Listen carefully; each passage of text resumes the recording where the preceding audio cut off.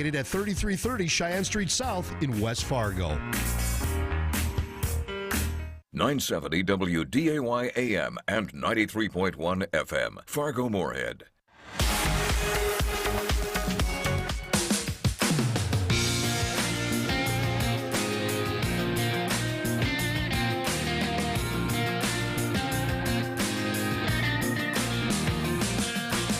Welcome to Weather and Ag in Focus. Thanks for joining us on this afternoon. It's Thursday, January 12th, 1:05 in the afternoon right now. Looking at a little bit of snow flurries or some convective snow rolls outside of the Fargo area, and we're going to continue to see a handful of those throughout this afternoon. 14 degrees right now with wind out of the north at 14 miles an hour. I'm meteorologist Justin Storm here with Chief Meteorologist Dean Wysocki, and, not a terrible day.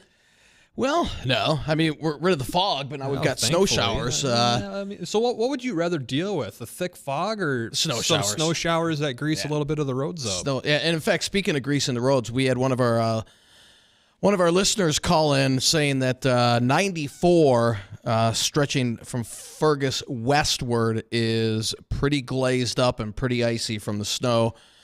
So please be careful if you're on 94 from Fergus. Going westward. Especially up in the Northern Valley, too, if you're going north of Grand Forks or up towards Grand Forks. Once you get to, say, north of the Mayville exit, the roads, at least from this morning, were beginning to deteriorate. They're getting a little slippery with the glazed-over roads, and I guess we'll toss something out as well. A devastating tornado right now ongoing in Alabama on the south side of Manbury, heading towards Titus, I believe it is. Marbury headed towards Titus. Yeah, that's a very catastrophic tornado down there. Tornado emergency is in effect for areas stretching up towards Cottage Grove and Fish Pond. Yeah, that's a big. Tornado. That's a big. No video of the tornado itself, but they're showing video of damage right now, and it looks pretty bad down there. So we'll have more on that if we hear any more on that as the show goes on. But today we're going to be giving away another pair of boat show passes. Hey. You scratched my anchor. So wait for that sounder. Once you hear that, be the fifth caller, and you will win a free pair of boat show passes. That's at the end of the month. I believe the 28th, is it? 27th? 28th? I think it's 27th. 27th? Let's see. Let me pull up my handy. Yeah, it's the 27th through the 29th, I believe. Yeah. It's either a 2 or a 3 day event. Yep. So, again, let's be listening for the Caddyshack, hey, you scratched my anchor sounder. And once you hear that, be the fifth caller, and you'll win a pair of those boat show tickets. Also, we've got a great guest. Should be really fun and coming on the show. Yeah, she was on the Flag, our sister station, this morning. Baby sister station. Our baby sister station. And she is a farmer and rancher on the Mexican border. And she will be talking about how the border crisis has affected her operations down there. So if you have any questions for her, for Erica when she comes on, be sure to give us a call, 701-293-9000. And I'm sure there's going to be a lot of questions.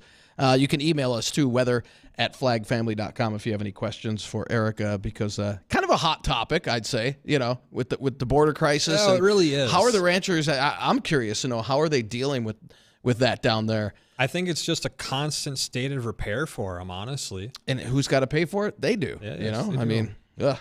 What a mess. So it'll be very interesting to speak with her. She'll be joining us at 1:20, so in about 12 minutes from now, but we're going to get you updated on the latest news and headlines from ABC. We'll come back, take another look at catastrophic damage down in Alabama with an ongoing tornado emergency down there. Confirmed tornado on the ground. We'll touch on that, as well as our forecast up here in the Red River Valley. Good news is for us, we got warmer temperatures on the way, so stay tuned. We'll touch on that and so much more in just a minute. From ABC News, I'm Derek Dennis. The White House giving more detail about a second batch of classified documents found in private property linked to President Biden. The docs apparently found in the garage of his Wilmington, Delaware home. After that first batch of classified documents was discovered at Biden's office at a Washington think tank last November, his aides decided they had better look at other places where Biden had worked after leaving the Obama administration to make sure nothing else was out there. We now know that sometime after that initial discovery of top secret documents, those aides found another set of classified papers at another location. ABC's Pierre Thomas, that other location again in the president's Wilmington garage. Biden saying he takes classified documents seriously. Meantime, he spoke today on encouraging inflation numbers, the consumer price index trending lower at 6.5%. The data is clear. Even though inflation is high in major economies around the world, it's coming down in America month after month, giving families some real breathing room. Helping to lower the numbers, dropping gas prices. Former President Trump's one-time chief White House strategist Steve Bannon has been charged with fraud. Federal prosecutors say he defrauded donors to the We Build a Wall campaign, which was a signature project of Trump.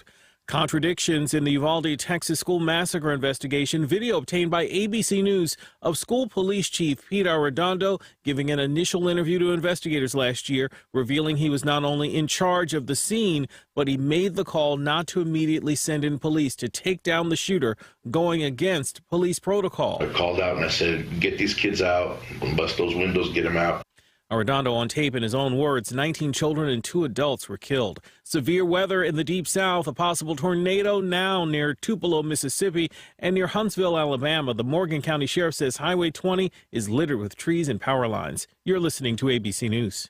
Eric was way behind on his taxes. I owed a lot of money to the IRS, almost $15,000. I tried to make payments. The IRS wasn't satisfied with Eric's efforts, so they came after him full force. They're coming to put a lien and a hold on all my income, my home, my car. I was just overwhelmed at what to do. Then Eric called Optima Tax Relief. When Optima Tax got involved, the calls would stop, the threats would stop. It was easy like 1, 2, 3. Optima Tax Relief is A+ rated by the Better Business Bureau, and their team of expert tax professionals took care of Eric's problem. I owe $15,000, and now my debt is clean. I don't owe anything. Take Eric's advice. If you have a tax problem, you need to call Optima Tax now. Call Optima Tax Relief for a free consultation. Call 800-343-6460. 800-343-6460. 800-343-6460. Optima Tax Relief. Some restrictions apply. For complete details, please visit OptimaTaxRelief.com. Creative Planning presents Rethink Your Money with John Hagenson, Sunday morning at 6. Join John each week as he challenges financial advice you've been given and reaffirms what you know to be true. If your financial plan doesn't include taxes, insurance, estate planning, and investing, it's incomplete and you can't afford to miss out. At Creative Planning, we provide all the expertise, all the advice you need, all in-house. To learn more, visit creativeplanning.com/radio. Ring in the new year with a new ride from Luther Family Buick GMC. We make it simple, offering interest rates as low as 2.9% on all GMC Sierra 1500s. Or experience the new Buick with 3.9% financing on all SUV models for qualified buyers. Plus, no payments for 90 days. Take advantage of these exceptional offers as these rates won't last long at Luther Family Buick GMC. Corner of I-29 and 32nd Avenue South, Fargo. We are professional grade.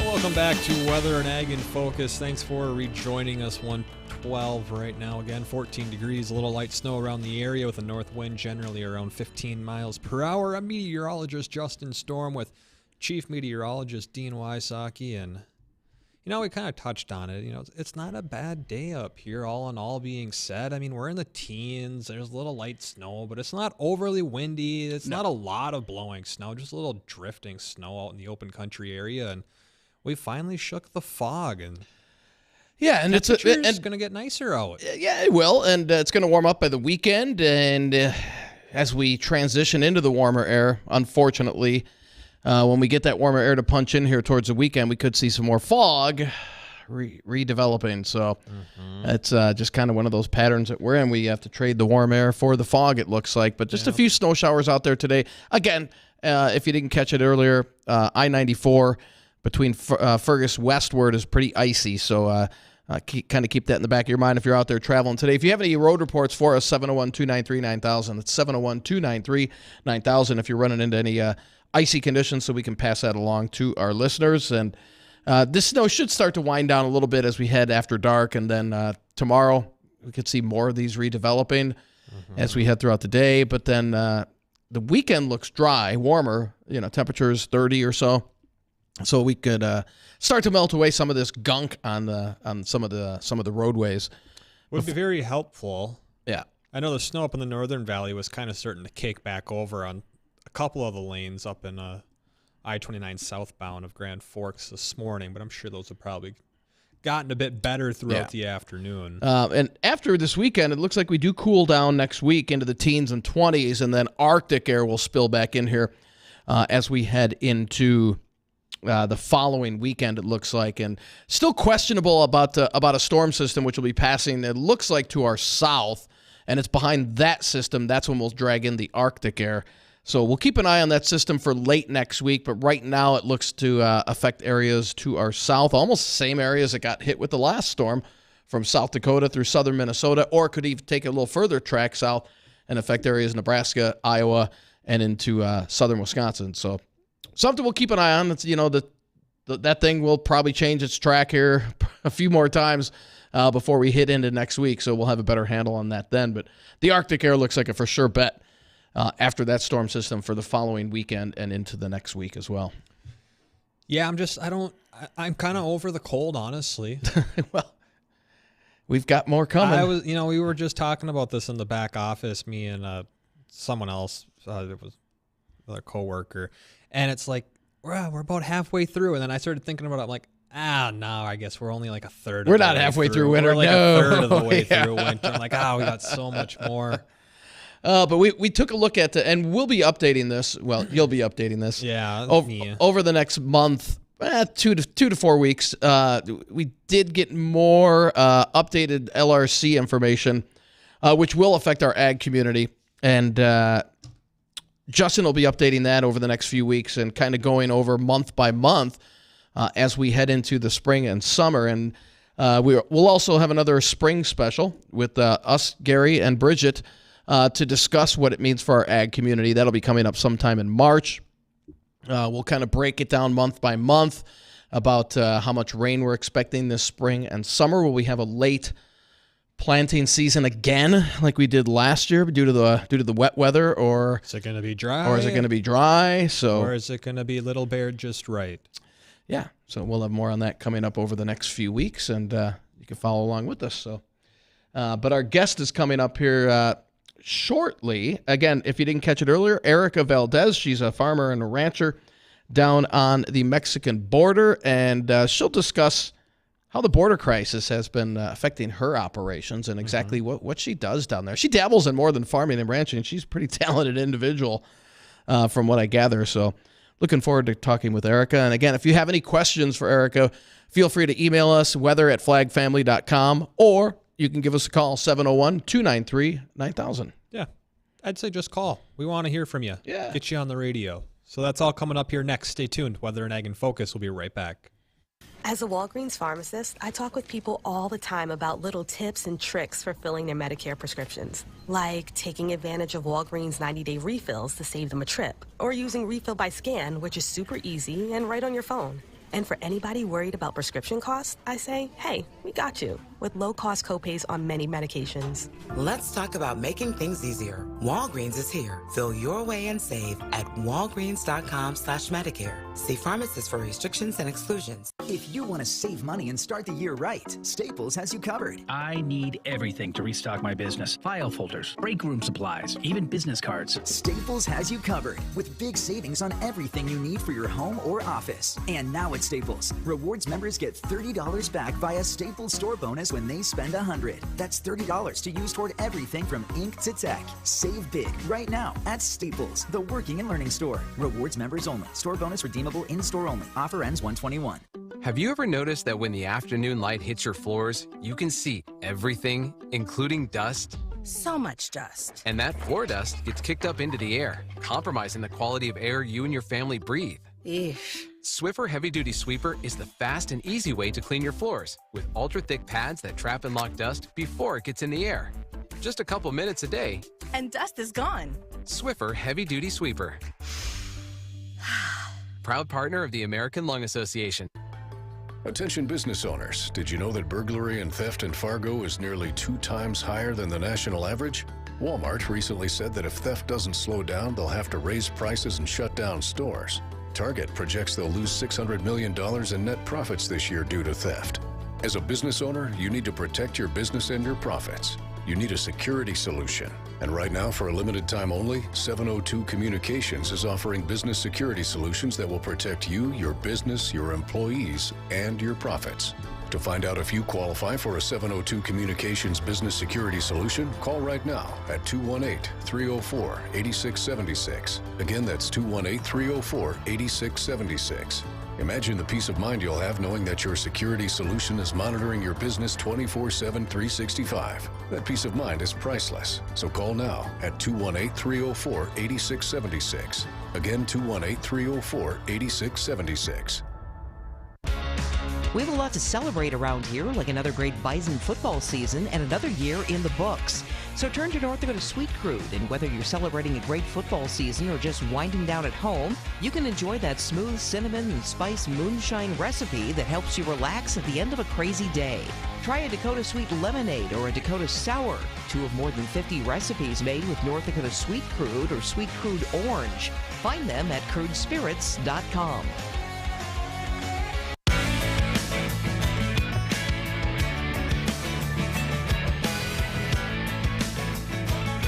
And welcome back to Weather and Ag in Focus. Thanks for rejoining us 1:20 this afternoon. I'm meteorologist Justin Storm with Chief Meteorologist Dean Wysocki, and at this time we're going to introduce our guest that we have on this afternoon. That's Erica Valdez. Now, she's a rancher on the U.S.-Mexican border, and I think it's going to be pretty interesting to see what conditions are like down there, how things have changed over the last couple of years, even over the last handful of months. And Erica, I want to thank you for taking some time out of your day to talk with us about what's going on down there. Thank you for having me. I appreciate it. Yeah, and I'll open this up to the listeners. If you have any questions or you want to ask us or Erica a question about, what's it like down there, what's actually going on, what isn't being said about what's happening, give us a phone call. We want to hear from you, 701-293-9000. Again, that phone number to connect to our studios is 701-293-9000. Now, Erica, I wanted to know, because we know that you're ranching down there, but what is it that you do?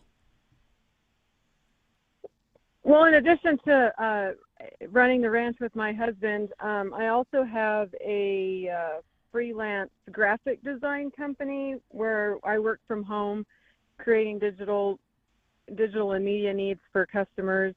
And I also am a contract beef auditor for IMI Global. So I wear a lot of hats and have a lot of different irons in the fire all the time. Busy person, for sure. Busy. Yeah, we were looking at that. We had seen that there's a lot of things that you do, and all I can say, it's quite impressive with how many things you can juggle at the same time. Now, with all that going on, Erica, what do you find the most challenging out of all the things that you're doing? Probably the most challenging for me would be the contract auditing. It requires a lot of travel and being away from home, and we're pretty remote. We're about 80 miles from the closest real grocery shopping, and so it's hard to get away and be on the road as much as I do. I really enjoy the graphic design.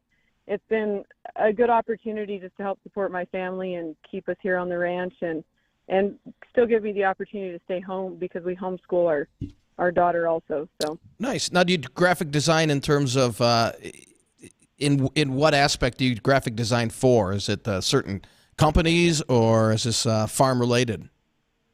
Most of it's ag related, ag, ranch, rodeo related. It's really spread just by word of mouth from my customer base, and it started out with just logo design, and it's turned into brochures and catalogs and product catalogs and different media type publications. So it's been interesting to see how it grows. My daughter, she's a budding photographer, and so we've tried to combine the two, and we've created a little business called Cowboy Girl Media and Photography. And so it's been fun, and it's been a challenge, and it kind of gives her a little bit of an idea what it's like to have a business and keep that going. So it's been good. Nice. Now, how long have you been farming and ranching down there?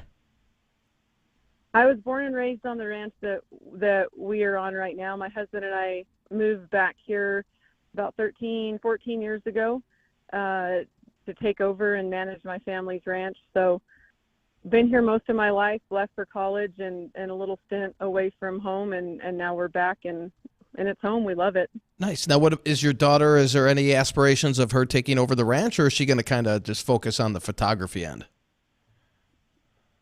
No, I think we would never push her into it, but I can't imagine her not wanting to come back to it. You know, she's a junior this year, and we're looking at colleges. She's wanting to study ranch and feedlot management, so I see her wanting to come back. You never know what life entails and who she's going to meet and where she's going to go, but I hope she wants to come back. I mean, it's a hard job, but it makes it a lot more fun when you get to share it with your family. Absolutely. Now, Erica, what do you have on the ranch? What do you got going on your operation over there? Are you doing cattle, beef cattle, or? Yes, we run a commercial cow-calf herd, and then we also raise registered quarter horses.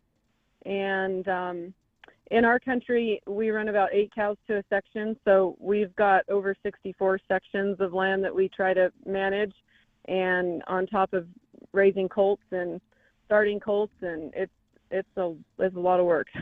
Oh, I bet. And how have things changed over the years since you had, you said you had kind of went back to the ranch 14 years ago? How have things kind of changed over the last decade, and then we'll kind of lead into how if things have changed in the last, say, year or two with the border crisis and everything going on down there?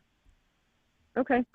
So when I was in high school, I remember we would run across parties out on the ranch that were coming across groups of illegals that were coming here for work and for, a legitimate, better way of life. And most of them were true family units, and we would approach them with what I would consider a Christian mentality. We would, give them water, give them a place to stay. If they needed a ride, we'd give them a ride. Sometimes we'd work them for a couple weeks until they had enough money saved up, and then they would move on.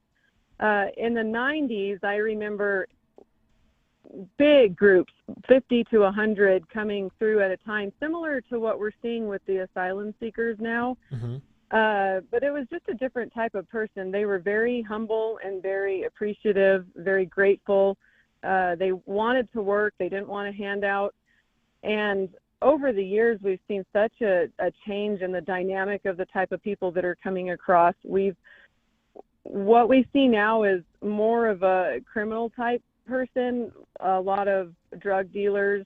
The drug dealers have always been there, but the traffickers that are coming across are dangerous. They're carrying, ARs. Most of them are wearing American military camo and carpet shoes and masks, and they don't want to be seen. So when you do see them, it's a surprise for everybody. It's just a different type of person that we're seeing now. And that seems like that's following the trend, because everything we hear some of the things we hear on the news is that the amount of fentanyl crossing the border and the amount of other drugs and substances being funneled through with the cartels, and the cartels getting connections with people by sending them over to the United States, and then the people that illegally cross then owe them favors, is that it's just seeing like it's been getting so much more and more violent, and the amount of things that they're bringing over, like you just mentioned, they're wearing U.S. gear and handling guns and ARs when they're crossing the border. Does your ranch butt up with the Mexico border, or is there some buffer of land between you and Mexico? No, we're about 25 miles from the closest part of the border, about 50 miles from the very southern border. We're right in the corner of the Boot Hill, so straight south east of us would be where it corners and heads south where the border does. So we're about 20 miles from that, and probably 50 miles from the very southern border.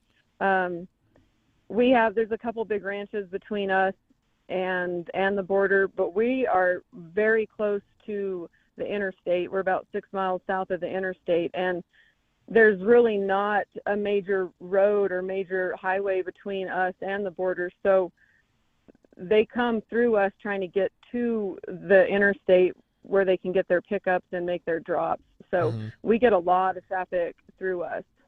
I see. And you had mentioned that the type of people that you're the vibe you're picking up from them and for other reasons is that they're more violent and more of a criminal aspect of person. Have you encountered any violent situations with them crossing through your land, or even encounters with yourself or your family? Yeah, we always have some sort of a run-in. Over the years, we've had several vehicles stolen, where most of those were where they've already made their drop and they were heading back to Mexico. Usually what we found is the guys coming up are pretty lucrative. They want to be quiet. They don't want to be seen. But once their drop's made, they tend to get more violent and bring more attention to themselves so that they typically can catch a ride back to Mexico. The ones that we've come across have picked up, they've stolen vehicles. They'll break into houses to get food. And that's usually when other things get stolen, like guns. And this is not just us. This is all of our neighbors around that have dealt with the same type of instances. That's crazy. Yeah. And Erica, obviously, that's not how the media portrays it. Oh, not at all. Not at all. Have you had any media outlets contact you to see what it's like, or they just don't want to hear the truth? Is kind of what it seems like. Over the years, we've put on several border tours, and when I say we, I mean myself in conjunction with somebody else, whether it's a cattle growers association or somebody running for a political office. We've put on a lot of border tours, and we've held a lot of interviews and taken several news crews down to the border to see what it's like. We've facilitated several public meetings and invited a lot of different media outlets. It's been interesting to me to see, the more conservative media outlets have been more receptive to what we have to say, and they usually try to portray an honest picture of what we're dealing with. But it's just weird to me. There's such a blind eye that's turned to everything down here, and I think that's why I keep being so vocal about it, is because we just are trying to get the truth out. We want people to know that there's a lot of American citizens down here that are dealing with stuff that they never should have to, and people far away, even 150 miles, much less where you're at, just don't get it. Wow. And what do you do for security purposes? I mean, you've got a daughter, and you and your husband. Is there any special security situation that you're undertaking right now, or how do you know? Not really. No? We pack, all of us pack, whether we're riding or just driving out. We always have some kind of a pistol or firearm with us. The biggest thing is just being aware and being aware of your surroundings and paying attention, especially out in the pasture. And that's what we tell our daughter all the time.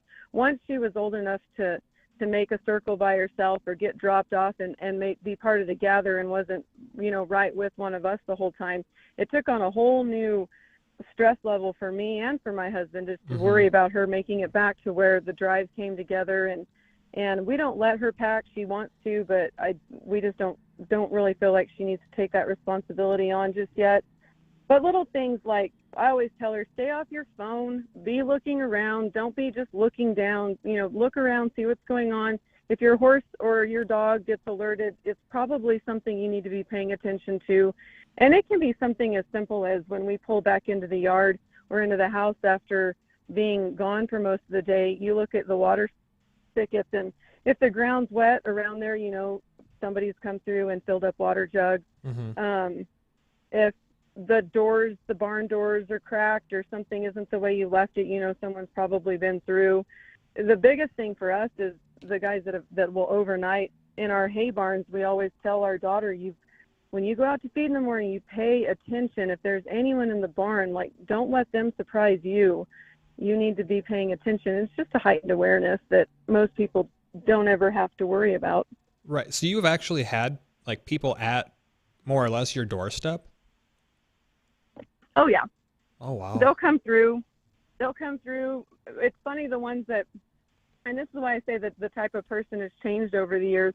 Now, the people that we're seeing, they're demanding. I mean, they come in, they want to charge their phone, they want something to eat, really? They want a ride to the interstate. It's just so different from the people that I encountered when I was in high school. So when they're making these demands, you know, you said back in the 90s you do the Christian thing, which is fantastic, but with this being a different group, what do you tell them? I mean, no, you can't come in, or do you oblige them, or you kind of feel it out and, you know, see how they are? Yeah, it really depends on the type of group. If it's mostly men, we don't let them anywhere near the porch.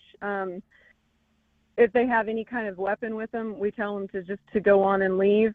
If it's women and children, or if there's somebody that's sick or injured, we'll let them kind of hole up underneath the porch, and we'll get them water, and we'll call Border Patrol. But we typically would rather just send them on their way. We don't want them to think, we don't want it to get back to Mexico that they can stop here. Right. A lot of the time, once a couple or once a family opens their doors or makes it comfortable for people to stop here, they'll just get overrun with them because word spreads. Right, you just become a rest stop on the map, basically, for them.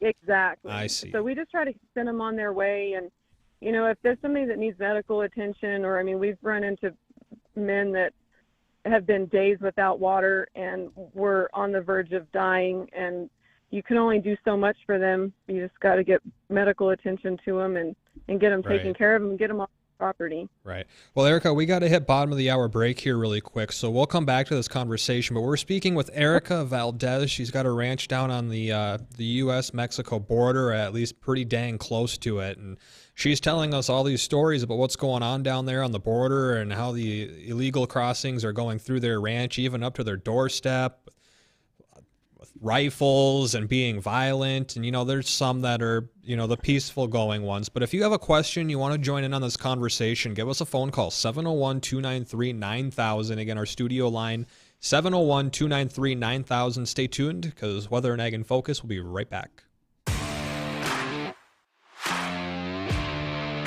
Primetime Sports is back on WDAY Radio. I couldn't stop smiling. I was just so dang happy because I'm so grateful. Join myself, Big Game James McCarty, as we break down all the biggest stories and news in the sports world. I look back and I reflect a lot of emotions I had, you know, after that game, how heartbreaking it was. But we've seen a lack of leadership from the NCAA and some really gray area on what waivers get accepted and what don't. We'll be joined by guests that will break down the games you care about. We kind of could tell they were going to run that belly dive on the 1 yard line. So I knew if I wasn't going to be able to make the tackle, I was going to have to do that strip. That play he made to me backdoor, all I had to do was have my stick there. So he does things like that night in, night out, and makes it really easy to play with a guy like him. Tune in on weeknights from 6:30 to 8 p.m. with myself, Big Game James McCarty, on AM 970 and 93.1 FM WDAY Radio for Primetime Sports.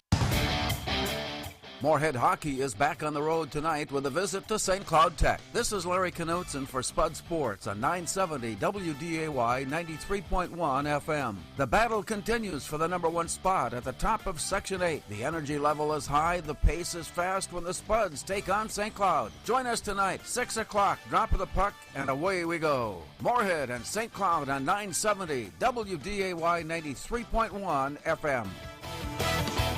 They'll have you laughing right along with them. They're Bonnie and Friends. What does your beard look like, Jeff? It's different colors. Oh, red, white, and blue? No. He's like a calico cat. It's like brown and white. Like a calico really? cat. I'm like a calico cat. Meow. I don't care for cats. So how about how about green and red? I think I got some food coloring in my You my stop go bag. right there. You could just stop that right now. Bonnie and Friends. Catch them weekday mornings beginning at 5. You pledged your life to serve, to make our country stronger, safer, more free, more equal. You worked tirelessly, made sacrifices, missed first steps and birthdays, lost loved ones. At VA, we don't see the setbacks endured. We see lessons applied and passion driving you upward and forward. We don't see all the masks you wear, but we hope you can set some aside. We embrace your uniqueness and won't trivialize your past, your fears, or your hardships. We can't promise to heal all wounds or wash away all trauma, but we do see hope, a path forward, a future. We see all veterans. We see you. An opportunity to help you achieve a new mission, whatever that may be. Learn how treatment works and recovery is possible. Visit maketheconnection.net. We all make promises, big and small, tested over time and distance, tried by circumstances and decisions. I pledge allegiance to the flag of the United States of America. I do solemnly swear to bear true faith and allegiance. To help you when you're in need. To tell the truth, the whole truth, and nothing but the truth. To be considerate and caring, courageous and strong. For better. For worse. In sickness and in health. To love and cherish. To be your loving, faithful friend. Partner. Child. Parent. Neighbor. One of our most important commitments is to support our nation's veterans. Learn how you can help a veteran going through a difficult time by visiting maketheconnection.net.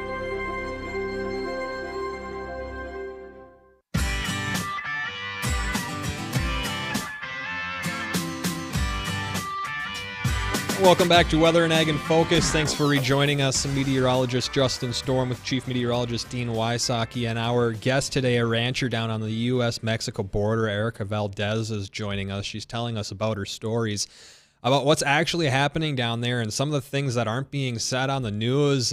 We're talking about people illegally crossing the Mexico border, doing drop-offs near her property, carrying around AR-15s and guns through her land, basically up to her doorstep, and just how things have been changing for the worse. They become more and more violent types of people down there, and sure, we mix in the few that are actually trying to seek a better life, but it's just turning into such a bad situation with everything that's been happening down there.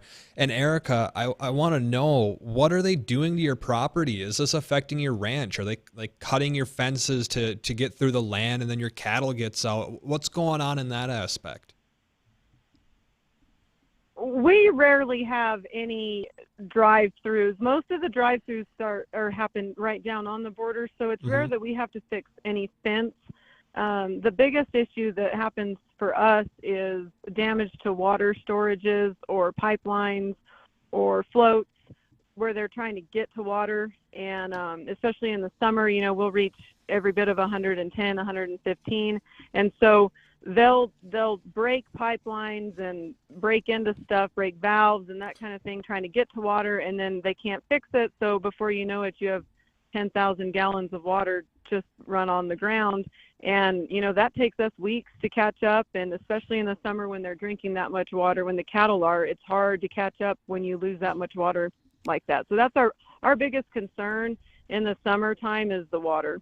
I see. So I'm imagining that well, I guess I'm not sure. Have you had any loss of livestock from this, whether it's directly from people around the area or in your land or close to it, or from them breaking water supplies and pipelines and you don't have enough water, or maybe they trash the food supply? I'm not entirely sure. Have you had anything that's affect the livestock through that way?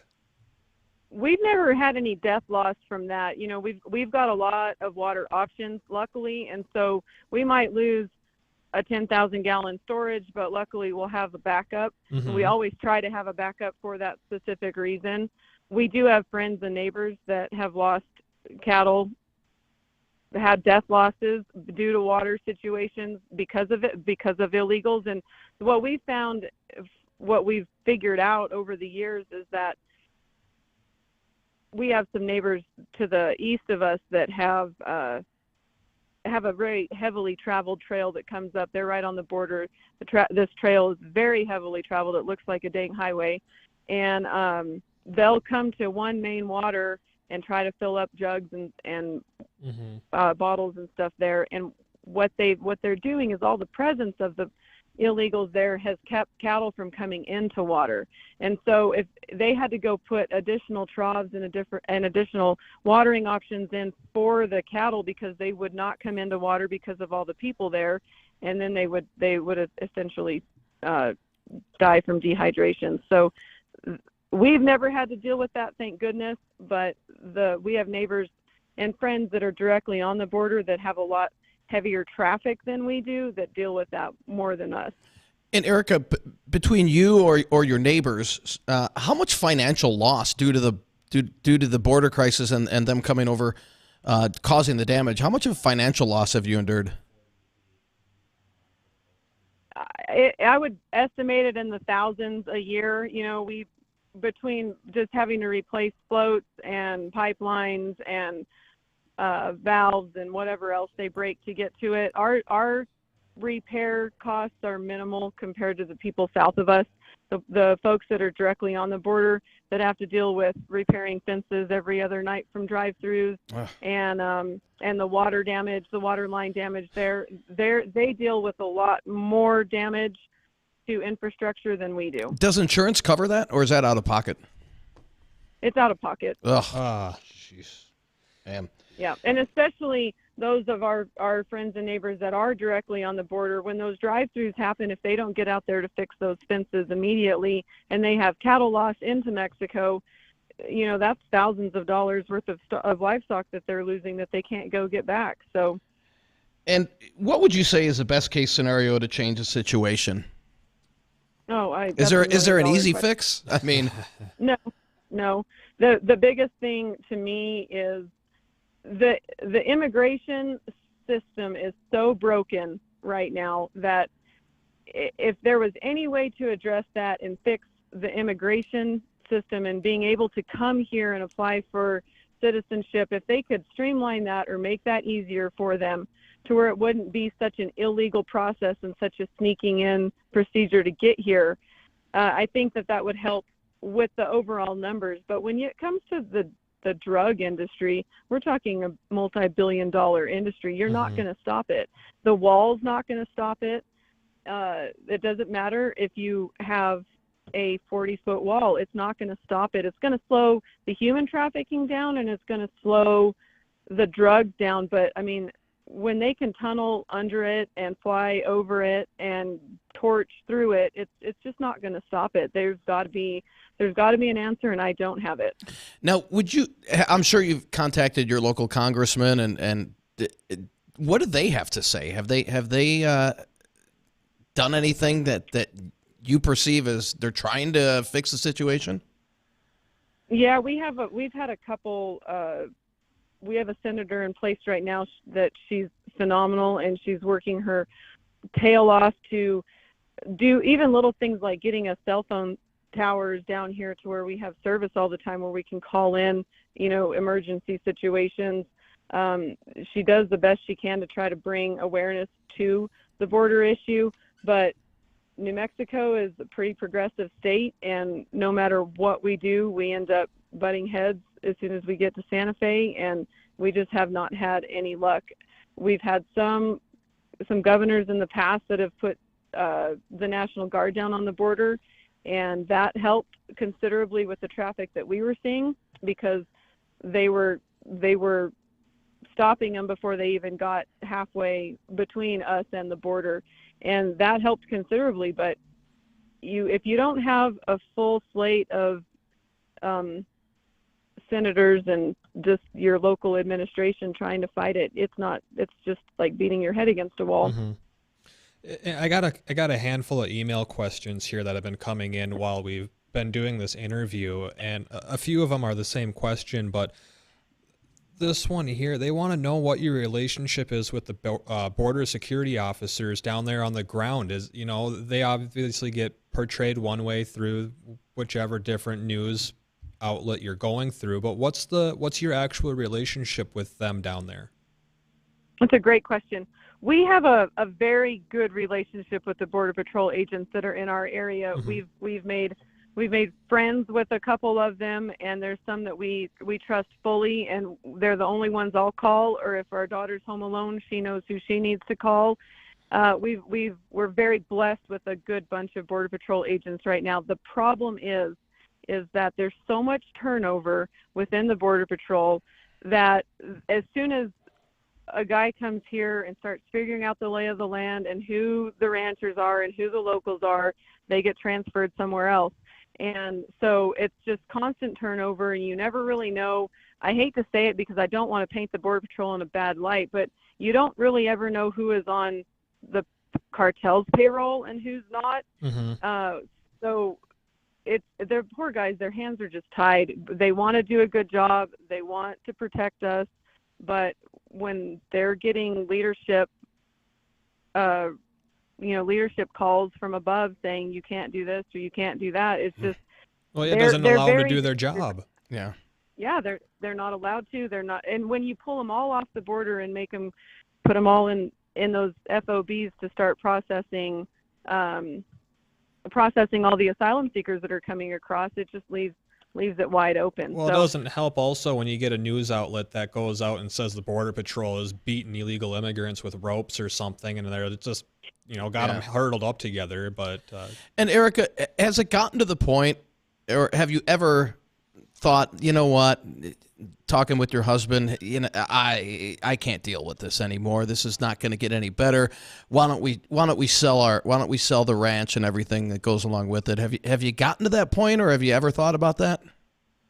Several times, and we've had the conversation a lot over the last several years. Without getting into a lot of detail, we've had a couple of kidnappings down here that really spooked a lot of the locals, and we talked about leaving because of that. We've talked about just trying to find something easier country to move to ranch in. But at the end of the day, this is home, and we've worked our tails off to build it up to what it is, and I don't want to be the one to walk away from it. Right. Now, for our listeners up here, is there anything that I know you're doing everything you can with talking with, congressmen. Is there anything that our listeners could do? Like, hey, can we call our congressman and say, this is a big issue? I mean, although the media is not portraying it as such, let's do something to get this fixed. Is there anything our listeners can do? Absolutely. And this is what I say all the time. Yes, talk to your congressmen, talk to your senators, talk to your lawmakers, and see, even if all you're doing is spreading the word about what you heard with actual facts, you're still doing something positive. I feel like so many people kind of put their head in the sand about it, or like you said, the media is just not portraying the realities of it. And it's easy to live in your own little world. And so the more that people talk about it and the more they spread the word and the more they hear this interview and they say, do you know what I heard on the radio today? Those are the kind of stories that we want out, and we want people to understand what the reality is like down here. I don't know as far as lawmaking goes what we can get done, but the more we spread the truth, hopefully eventually it'll start taking root. Right, and we got a bunch of emails here, but there's no way we're going to get through them all in the length of our show. But here, this one has been a couple that have been a reoccurring question, and it's probably about as much time as we're going to have. Maybe we can sneak one more in after that. But how important has it been for the Second Amendment right for you to be able to keep that gun as a peace of mind or safety? Where does that sit with you guys? Oh, it's such a crucial part of what we do. I don't ever want to have to pull a gun on anybody, and that's one of the reasons we don't let our daughter pack right now, because I just don't want her to have that responsibility. But to be able to defend yourself in a situation running up against 5 or 6 armed men out in the middle of the pasture, if you aren't packing, you have no defense. Right. And not that one pistol is going to protect you against 5 or 6 armed men, but it might give you the fighting chance to get away. And so we're big believers in it.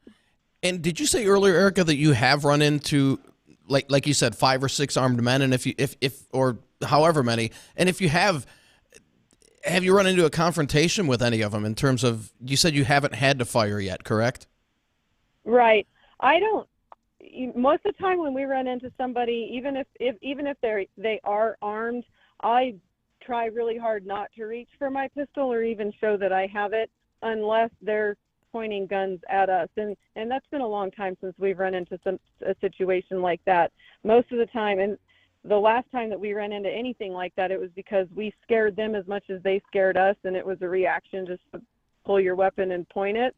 But we try really hard not to go that route. We want to just make them go, get on their way, and get off our property. And so we try not to raise a bunch of awareness to it. We don't call the Border Patrol unless like someone's dying or we found a really big stash of drugs. The rest of the time, we just kind of turn a blind eye to it and hope that they get on up to the interstate and get off of our property. I see. Well, I wish we had more time, Erica, because we have so many more questions we could ask you, but we have a minute and 15 seconds left of our entire show.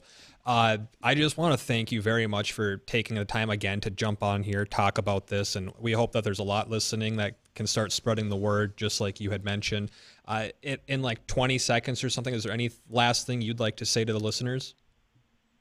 No, I just really appreciate all of you giving us the opportunity, or giving me the opportunity to spread the truth about what's going on down here. And the more educated everybody is on it, the better. And hopefully, eventually, things will turn in our favor, and we'll have some support in Washington and on the state level too that wants to help us. All right, great. Well, we hope you have a great rest of your day, and we hope things stay safe down there. And unfortunately, I guess maybe not unfortunately, because that was a great interview, that's going to do it for our show today. Our ads are going to carry up until the top of the hour, so we want to thank you for joining us this afternoon. The Jay Thomas Show will be coming up next. Weather and Ag in Focus will return tomorrow from 1 to 2 o'clock in the afternoon, and we do have some fun things in store for tomorrow. And we'll give the boat show tickets away tomorrow. All Sorry. Right. See you later, guys. Hi, this is Kayla with Sanctuary and Riverhaven Event Centers, and I'm here to tell you why